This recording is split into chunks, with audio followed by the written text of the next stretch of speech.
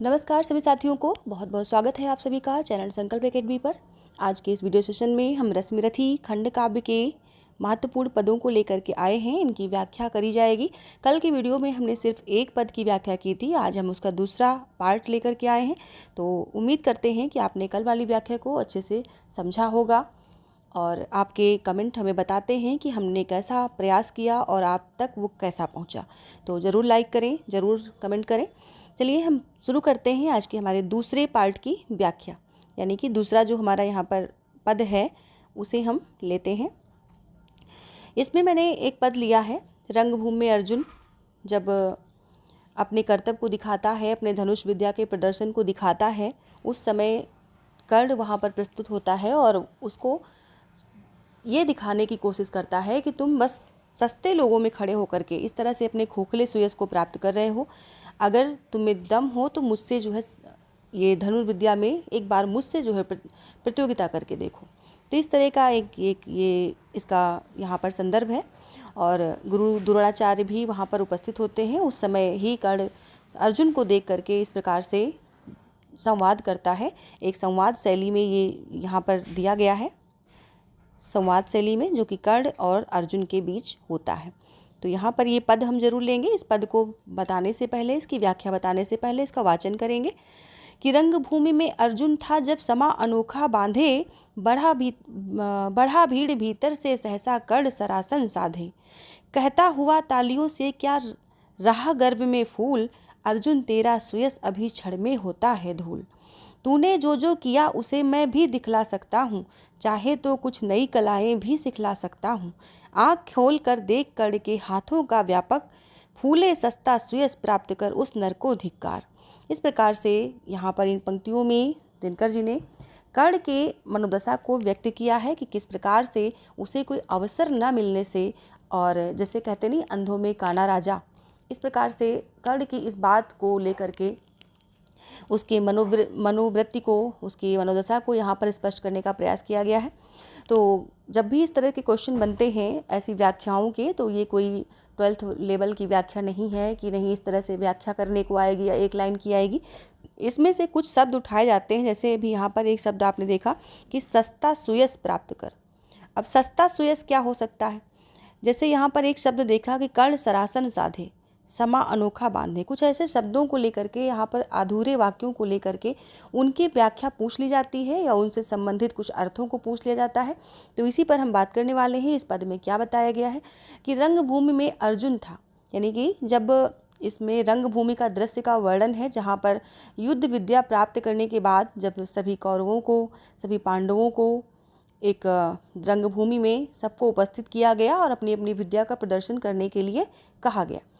सबने अपना अपना प्रदर्शन किया, जो जिसने सीखा था, जिसमें दुर्योधन ने भाला का प्रदर्शन किया, भीम ने गदा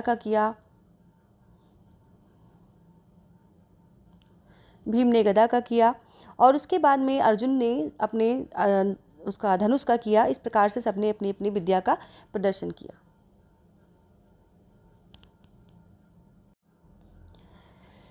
हाँ, एक चीज़ और याद आई, दुर्योधन गदाधारी भी था, गदा का भी प्रदर्शन उसने किया, भाले का भी किया, और युधिष्ठिर से भी वो लोहा लेना जानता था। युधिष्ठिर भाला के बहुत बड़े ज्ञाता थे, यानी कि बहुत बड़ी विद्या उनको आती थी। तो इस प्रकार से सबको जो है वहाँ अपने अपने युद्ध कौशल दिखाने का मौका मिला। तो रंगभूमि में अर्जुन था जब समा अनोखा बांधे। जब रंगभूमि में अर्जुन उतरा तो उसने एक अनोखा समा बांध दिया, यानी कि सब देखने वाले लोग बिल्कुल हतप्रभ रह गए कि किस प्रकार से अर्जुन ने बहुत तरह की कलाएं दिखाई अपने धनुष से, अपने धनुष विद्या को दिखा करके। लोग उसकी शस्त्रास्त्र की निपुणता को देख करके उसके नारे लगा रहे थे, उसकी जय जयकार बोल रहे थे। बढ़ा भीड़ भीतर, तभी जो है उसी भीड़ से एक जो है व्यक्ति निकलता है। बढ़ा भीड़ भीतर से सहसा कर्ण सरासन साधे। कर्ण उसी भीड़ से बाहर निकलता है और उसने में धनुष बाण साध रखा है। कहता है तालियों से क्या रहा गर्भ में फूल, यानी कि तुम इन बजती हुई तालियों से क्या गर्वित होकर के फूल रहे हो अर्जुन, क्यों जो है फूल रहे हो। अर्जुन तेरा सुयस अभी क्षण में होता है धूल। तूने जो अपना यश दिखाया है, जो तूने यश कमाया है, ये सुयश तुम्हें लग रहा है सुयश, लेकिन है नहीं वास्तव में। और मैं इसे चाहूँ तो क्षण भर में धूल कर सकता हूँ, जिसको तुम देख करके गर्वित हो रहे हो।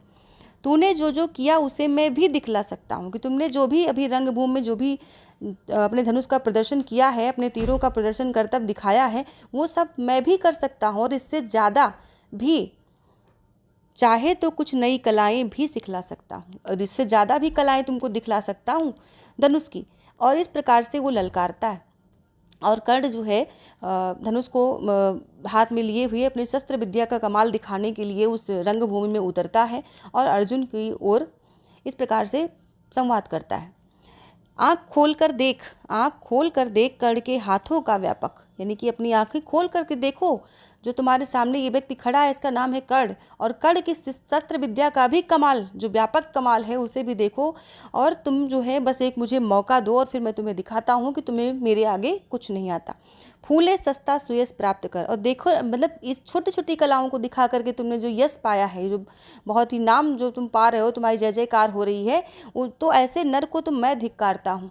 ऐसे मनुष्य को अपने जीवन पर धिक्कार होना चाहिए, जिसे दूसरे को मौका ही न दिया जाए, और वो अपनी ही वीरता को ऐसे ही प्रदर्शित करे। तो मैं तुम्हें ललकारता हूँ, तुम मुझे एक बार मौका दो, और इस रंगभूमि में मैं तुम्हें तुमसे ज़्यादा कलाएँ यहाँ पर दिखला सकता हूँ।